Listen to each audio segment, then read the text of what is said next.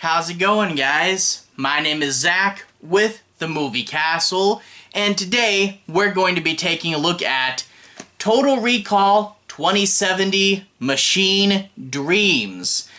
This is directed by Mario Azzopardi and is created by and written by Art Monterastelli. This stars Michael Easton, who the back of the DVD reminds us was TV's Ally McBeal and The Practice. We also star Karl Pruner and Cynthia Preston. And I guess the first thing that we have to get into right away is what exactly this is. Because you see this floating around. This movie is actually in a lot of sci-fi multi-packs. If you ever see those X-Mini sci-fi movies for a great price, a lot of times this is on there, and a lot of people go, Total Recall? I didn't know they made another Total Recall movie. The first Total Recall, 2084. So 2070, that's 14 years earlier, a Total Recall prequel. That's really cool sounding, but why have I never heard of it? And when people watch this, a lot of times they get disappointed. And they get disappointed because this was never really meant to be a movie. You see, Total Recall 2070 was a Showtime TV show. The first two episodes, Machine Dreams Part 1 and 2, aired back-to-back on March 7th, 1999. And together, they kind of form a little TV movie. Clearly meant to be a two-part TV episode, but they can be viewed as a movie. And that's where the trouble began, because someone got the bright idea, hey, 80 plus minutes of continuous footage, let's market this as a movie. And that led to a lot of disappointment. And I have to say, basically, this is fine for what it is. And I do want to emphasize, fine for what it is. Because you have to know what it is going into it. If you were to show me this and say, this is a cable TV show from 1999. It only made one season, like 22 episodes, and then was relatively forgotten. It's a sci-fi procedural cop show. I would watch this and say, yeah, I get that. It's fine. It's totally watchable as a sci-fi procedural cop show from cable, as is the first two episodes of that. It's fine. The problem is when you tell me it's a movie and you tell me it's a prequel to Total Recall. Total Recall, one of the biggest and best sci-fi movies, action movies, Arnold movies. The first Total Recall is really, really great. That's a lot to live up to. And when your prequel to that is secretly two episodes of a TV show, yeah, that's the problem. Saying this is a movie, I expect greater scale and budget. The original Total Recall really, really swung for it.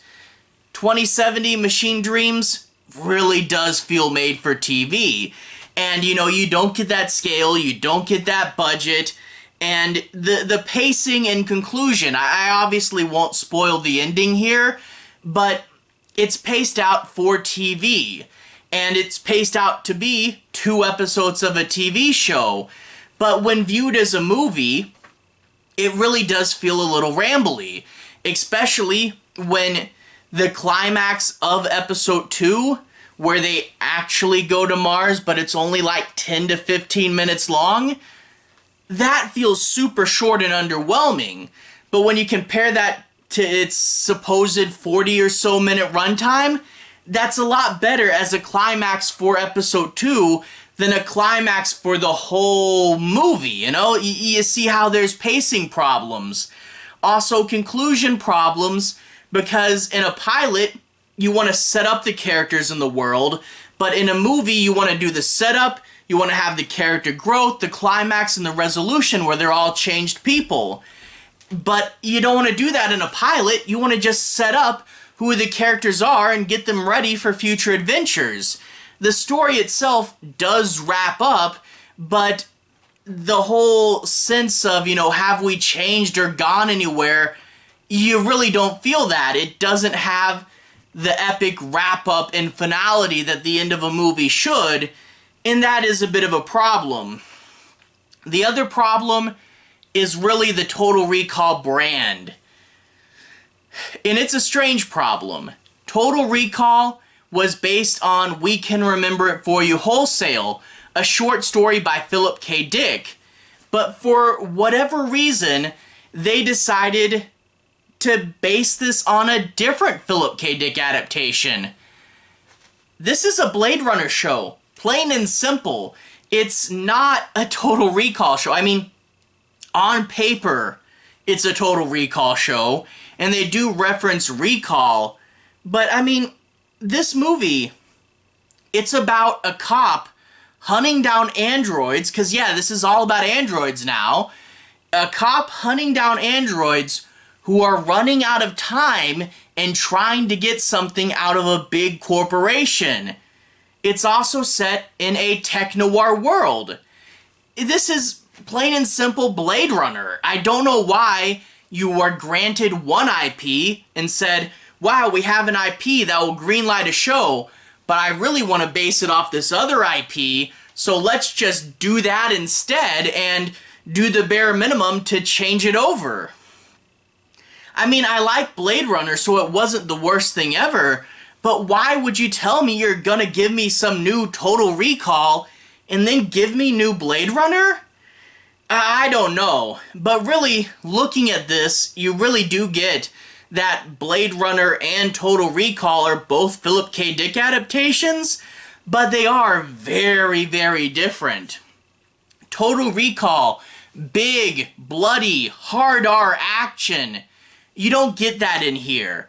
You get some cop shootouts, but it's not big, it's not great. Total Recall also humor. It's kind of a self-aware action movie. And here you get a few jokes, but it's not near as funny.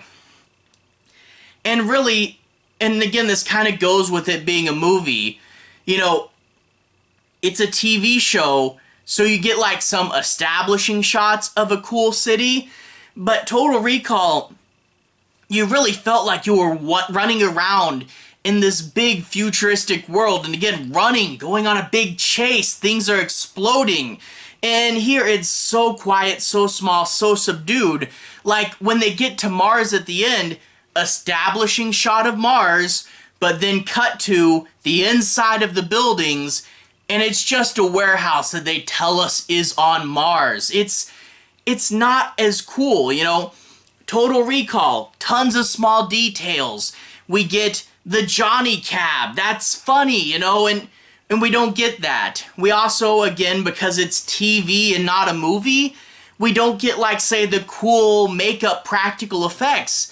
That was really iconic for Total Recall. Here we get one reference to a character being a mutant, but it's not that Total Recall level of crazy prosthetics and really making us feel like we were in a different world. Yeah, it's just, it's TV. It's made for TV, 2 episodes, trying to compete with one of the greatest sci-fi movies of all time. It's just not put in a position where it can. And yeah, so, like I said, for what it is, it's fine. But for what it's marketed as, what it's trying to be, it just could never have got there. Anyway, let's talk a little bit about the plot. I'm not going to be doing any major spoilers, but I do want to analyze this a little further. We open up in Recall. We actually get this opening scene that isn't great. Basically, this guy that works at Recall invited his girlfriend over for a free recall session, and he, against her wishes, puts in an explicit memory. And it's a way to put explicit material at the beginning of the show and hook people in, but you really shouldn't do that. This has got to be super illegal and is basically sexual assault. But After she comes out, someone barges into recall and they scream. Well, the cops get there, and it turns out androids are trying to kidnap a scientist from recall. And we can tell they're androids because when they're shot, they bleed white. This is a very distinct thing for the Alien universe. I don't know why it's in here. Maybe they're trying to set up Total Recall, Blade Runner, and Alien all to be in the same universe. I don't know, but for whatever reason, androids bleed white because Alien did it, I guess, and it's a visual cue to tell us who's an android. Anyway, they're trying to kidnap a scientist. They kill one of the androids. They save the scientist. However, the guy's partner gets shot. Now we have that classic cop archetype. My partner's dead. War on crime. Never trust anyone. We've seen this 1,000 times.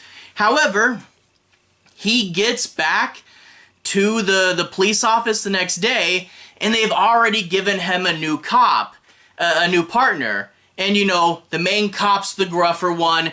The new cop is the nerdier one. He plays by the rules more.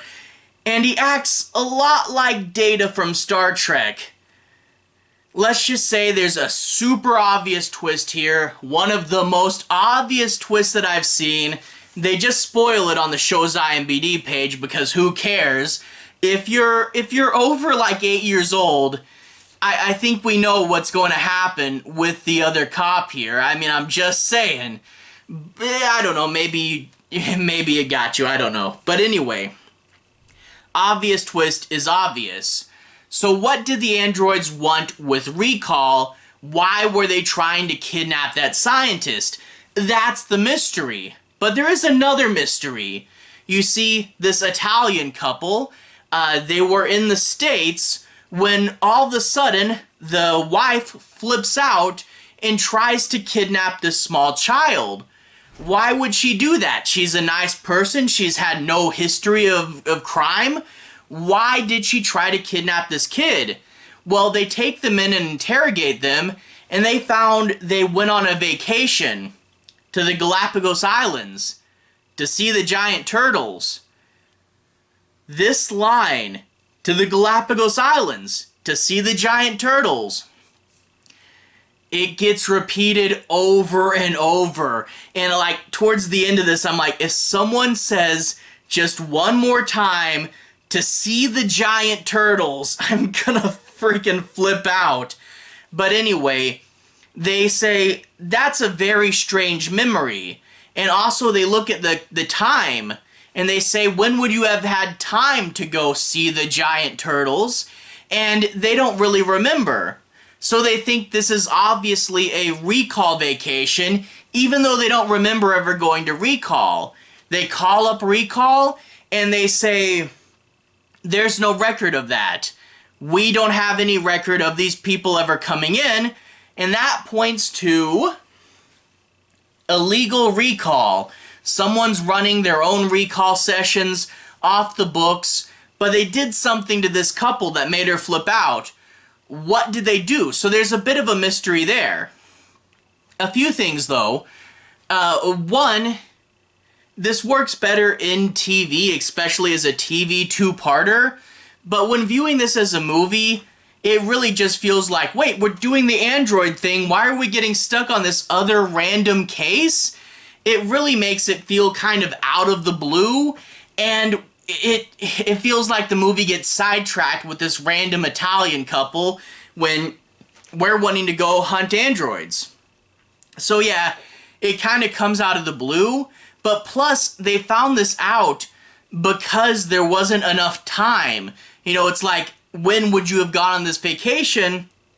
There's no time. But that being said though, we've shown recall, and it's sort of like an earlier version of recall because this is 14 years earlier, and we see them like shooting light into people's eyes, and it's a very bad effect. But we see the people sitting in the chair shooting light into their eyes and experiencing it in real time. So time should have been an issue here. Yet they say, oh, you went on this vacation you didn't have time for, but prototype recall or early recall takes place in real time, so that shouldn't work unless you're saying that not all recall functions in the same way or something. I don't know. But anyway, they do have to figure out the mystery, and I won't spoil all that happens, but let's just say there is a very clear knockoff of Tears in the Rain. Yeah, this is... The main plot is Blade Runner, you know. Recall, in the original movie, felt like it was very much a rinky-dink vacation spot, but in 2070, it's Tyrell, and they're like part of a super powerful conglomeration or something, and yeah, the themes don't go near as deep. You know, obviously this is a TV show. We can't have the main characters questioning reality because we're gonna need them for 20 more episodes. So it doesn't really question reality like Total Recall initially did. And then the life and death themes of Blade Runner aren't explored as much because it's dealing more with recall, which is more memories. But in turn, you don't get creation going up to its creator, asking why it should die. You don't get companies building giant modern pyramids. It's nowhere near as deep, and in turn, trying to do Total Recall and Blade Runner, but not being near as deep, does make you feel like more of a knockoff than a continuation of the franchise. And yeah, overall, not as good. But like I say, viewing this as a movie, I'd be less forgiving towards it because you're telling me this is a movie. But viewing this as 90s cable TV, I can be more forgiving. It's totally watchable 90s cable TV. It's fine. The problem is when you tell me it's more than that. You know, it really, if it had the Blade Runner IP instead of the Total Recall IP, or probably better, no IP at all, I mean, then it would just feel like a knockoff of Blade Runner. I don't know. But it really didn't need the Total Recall IP, and it really needed to say, this is a TV show from the 90s. But yeah, as a Total Recall prequel movie, no, that doesn't work. So it's not completely bad, but you gotta know what this is. Anyway, to everyone who's watched so far, thank you for watching. To everyone who's liked and subscribed, thank you. You really are helping the channel out. I'll leave a relevant playlist at the bottom. This should be my Philip K. Dick playlist where you can see me talk about both Blade Runner and Total Recall, and I'm trying to work my way through the movie adaptations. I have Adjustment Bureau, Paycheck, and I'm working on getting through even more of them. Anyway, have a good day. I'll see you guys again very, very soon. Philip K. Dick playlist on the bottom. Have a good day now.